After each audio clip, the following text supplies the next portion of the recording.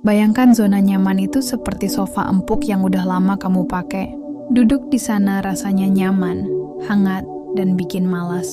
Tapi masalahnya kalau terlalu lama di situ, kamu bisa lupa kalau di luar sana ada dunia penuh peluang. Zona nyaman memang terasa aman, tapi sebenarnya dia itu jebakan halus yang bikin kamu diam di tempat jauh dari potensi terbaikmu. Secara psikologis, rasa nyaman itu memang bikin tenang, tapi kalau berlebihan justru bisa menghambat pertumbuhanmu. Tapi jangan khawatir, ini bukan akhir dari perjalanan hidupmu. Justru ini adalah momen buat memahami bagaimana cara keluar dari jebakan ini dan mulai bergerak menuju versi terbaik dari dirimu. Zona nyaman itu seperti bumbu dalam masakan. Kalau dipakai dengan pas, rasanya mantap.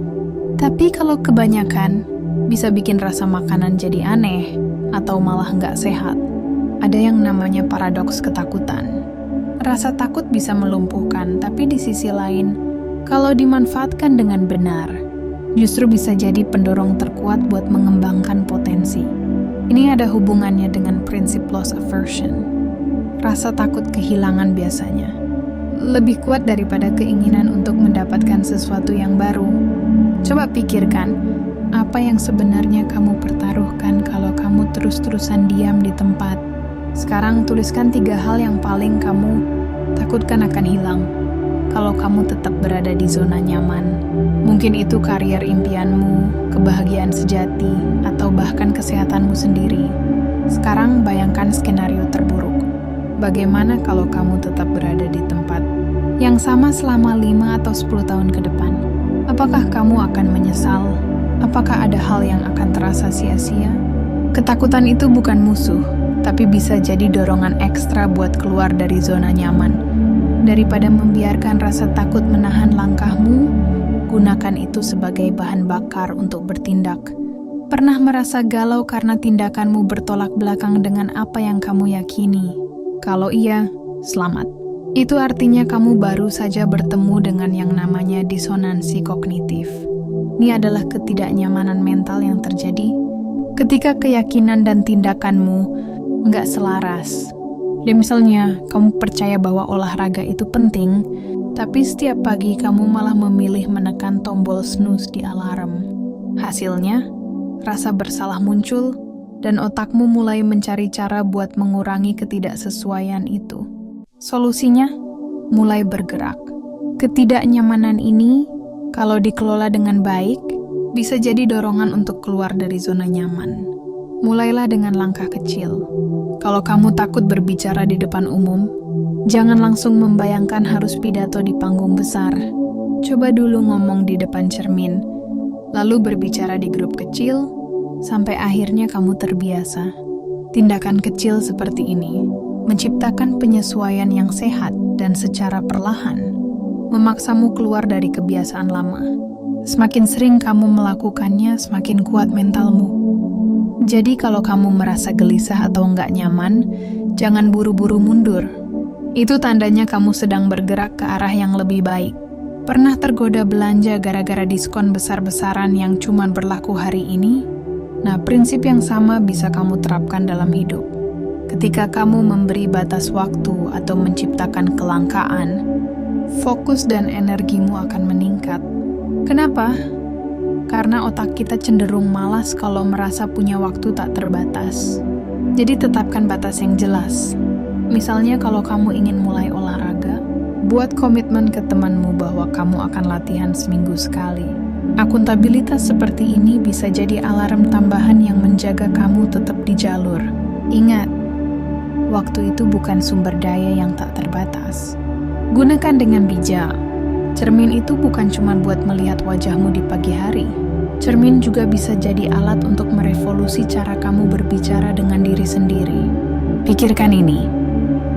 Kalau kamu terus bilang, aku nggak bisa, atau pasti gagal, otakmu akan mempercayainya. Tapi kalau kamu mengubah kritik itu jadi dorongan, misalnya dari aku nggak pintar jadi aku bisa belajar, maka otakmu akan mulai membangun pola pikir yang lebih positif. Ucapan yang kamu berikan pada diri sendiri punya kekuatan besar. Jadi mulai sekarang gunakan cermin sebagai alat untuk membangun semangat baru. Siapa sih yang nggak suka hadiah? Otak kita seperti anak kecil yang langsung semangat kalau dikasih iming-iming, sesuatu yang menyenangkan. Nah, ini adalah trik sederhana buat menipu dirimu sendiri agar lebih menikmati tantangan. Setiap kali kamu menyelesaikan tugas atau keluar dari zona nyaman, berikan hadiah kecil buat dirimu sendiri. Misalnya, setelah menyelesaikan tugas besar, minum kopi favorit. Setelah olahraga, nonton episode serial yang kamu suka. Strateginya sederhana, pecah tantangan besar jadi tugas-tugas kecil. Lalu hubungkan setiap pencapaian dengan sesuatu yang menyenangkan. Lama-lama, otakmu akan mulai mengasosiasikan ketidaknyamanan dengan kepuasan. Dan tanpa sadar, kamu akan mulai menikmati prosesnya. Hidup nggak selalu berjalan sesuai rencana. Tapi justru disitulah letak keseruannya.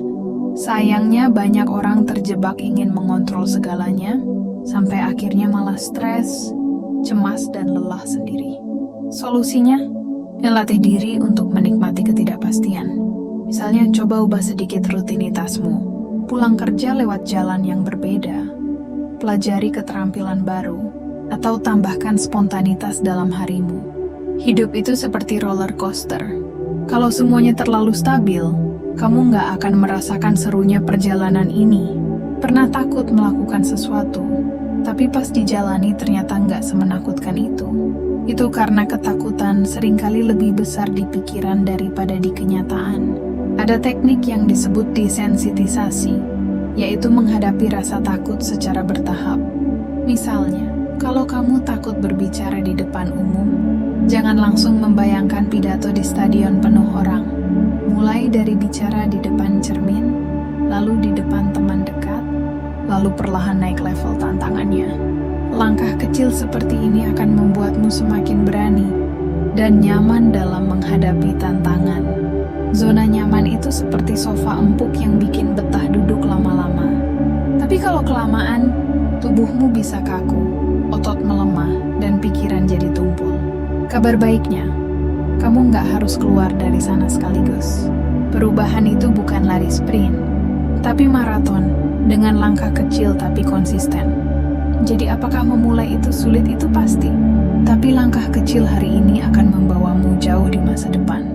Zona nyaman mungkin terasa aman, tapi kebebasan sejati ada di luar sana, menunggu kamu meraihnya. Jadi siapkah kamu mengambil langkah pertama menuju petualangan baru? Terima kasih sudah menonton. Tolong di like, subscribe, dan tinggalkan komentar. Sampai jumpa di video berikutnya.